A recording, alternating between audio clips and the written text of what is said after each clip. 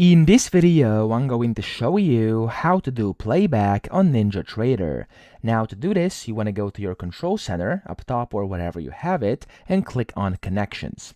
Then from here, click on playback, and then you can of course go and select the instrument and of course either market replay or historical. I'm actually going to do historical for S&P 500 over here, and I'm just going to click a random one, like for example 2025 here, just some sample data.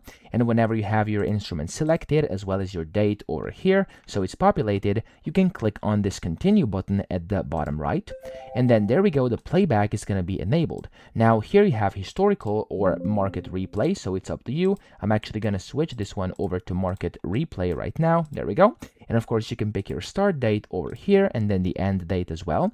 And when you're ready, just hit this play button here and it's going to start playing here on the chart. Now as you can see, these candles are actually moving, which means everything is working as intended. And of course you can also skip these by going forward like that or typing in a specific date.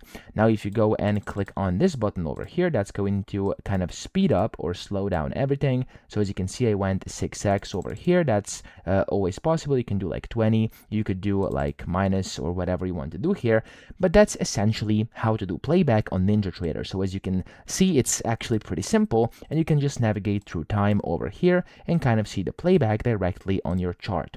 Now, if for some reason you're unable to see your chart, just go ahead and pull one up. You can go to workspaces, and then you could do default and just put like this basic one or whichever you want here. And yeah, if you want to quit playback, go to connections up top, hit the disconnect next to playback, and there we go. That's basically how to do playback on NinjaTrader. Super easy. I hope this video helped you out. If it did, please subscribe to the channel and help me out as well.